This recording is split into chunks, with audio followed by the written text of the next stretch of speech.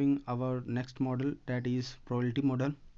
In last lecture we have seen that physical model, which is a part of mathematical model. In physical model we see that there is a electric meter is an example of physical model, and speech recognition system is an example of physical model. So now we'll start this video lecture with a probability model. So we'll discuss the different points in it, and we'll see with a diagram that what is physical model is.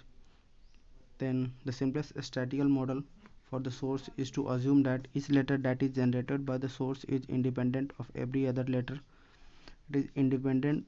The letter that is generated by the source means जो letter generate होता है source के द्वारा is independent, means वो independent होगा by the other letter, जो दूसरा letter पहले से वो एक दूसरे से इंडिपेंडेंट होगा, ठीक है. And each source with the same probability, और हर एक सोर्स का प्रोबेबिलिटी क्या होगा, सेम होगा, ठीक है. तो डायग्राम है हमारा.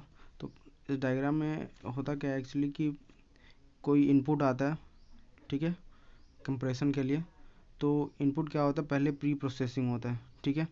That is not processing, it's pre processing, ठीक है. तो इनपुट डेटा का पहले क्या होगा, प्री प्रोसेसिंग होगा, ठीक है. प्री प्रोसेसिंग के बाद वो दूसरे पार्ट में एंटर करेगा, दैट इज़ प्रोबेबिलिटी मॉडल, ठीक है. प्रोबेबिलिटी मॉडल वहाँ पे वर्क करेगा. उसके बाद प्रोबेबिलिटी कोडिंग होगी उसके अंदर, ठीक है. एंड लास्ट वन वो बाहर निकल जाएगा कंप्रेस्ड आउटपुट के फॉर्म में, ठीक है. कोई original data as a input enter करेगा तो वो कंप्रेस्ड आउटपुट के फॉर्म में बाहर निकलता है उस मॉडल से बाहर, ठीक है. तो उस मॉडल के अंदर क्या होता है, पहले प्री प्रोसेसिंग होती है, फिर प्रोबेबिलिटी मॉडल उसके अंदर वर्क करता है, फिर प्रोबेबिलिटी कोडिंग होती है उसके अंदर, फिर वो डेटा कंप्रेस्ड होकर बाहर निकल जाता है, ठीक है. तो इस डायग्राम के एक बार अच्छे से देखते हैं. तो इनपुट एंटर करेगा मॉडल के अंदर, ठीक है. उसके बाद क्या होगा, प्री प्रोसेसिंग, फिर प्रोबेबिलिटी मॉडल उसके अंदर वर्क करेगा, फिर प्रोबेबिलिटी कोडिंग होगी, और बाद में आउटपुट कैसे निकल जाएगा, कंप्रेस्ड आउटपुट के फॉर्म में निकल जाएगा, ठीक है. तो प्री प्रोसेसिंग में क्या होता है, run length coding replaces A with 6A. Means suppose कि हमारे पास कोई कोड है जो 6 टाइम्स ए है. तो ये क्या होगा कि इसे लिखने में हमें क्या लगेगा, लेंथ क्या लगेगी, इसकी ज़्यादा है, लेंथ ज़्यादा मीन्स 6 बार ए लिखना पड़ेगा. तो उस लेंथ को रिप्लेस करके हम क्या लिख सकते हैं, 6 बार ए को, 6 टाइम्स ए को 6A लिख सकते हैं, ठीक है.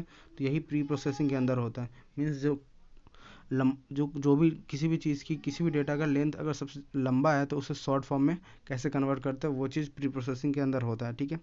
Video frame differencing only transmit changes. इसमें क्या होता है, ट्रांसमिट चेंजेस होता है सिर्फ, ठीक है. और प्रोबेबिलिटी मॉडल में क्या होगा, changes coding can be static और एडेप्टिव. मीन्स क्या होगा कि जो कोडिंग होगी उसके अंदर वो स्टैटिक या फिर एडेप्टिव नेचर का होगा, ठीक है. Compressed output is larger than original. Compressed output जो होगा वो क्या होगा, ओरिजिनल का जो साइज़ था उससे ज़्यादा होगा, ठीक है.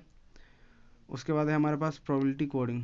Probability code is applies probability model. ये क्या करता है, प्रोबेबिलिटी मॉडल को अप्लाई करता है इसमें, ठीक है. प्रोबेबिलिटी कोडिंग के अंदर 2 पॉपुलर कोडिंग इसके अंदर होता है. पहला होता है हफमैन कोडिंग और दूसरा क्या होता है, अरिथमेटिक कोडिंग इसके अंदर वर्क करता है, ठीक है. और उसके बाद क्या होता है, कंप्रेस्ड आउटपुट के फॉर्म में बाहर निकल जाता है. तो ये डायग्राम है, कोई चीज़ सोर्स 1 से आता है, ठीक है, सोर्स 2 और सोर्स n, बहुत सारे सोर्स है n तक, ठीक है.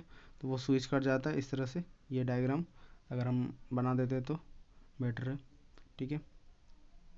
नेक्स्ट पॉइंट हम देखते हैं प्रोबेबिलिटी मॉडल में क्या क्या है. तो so next point is we could call this the ignorance model.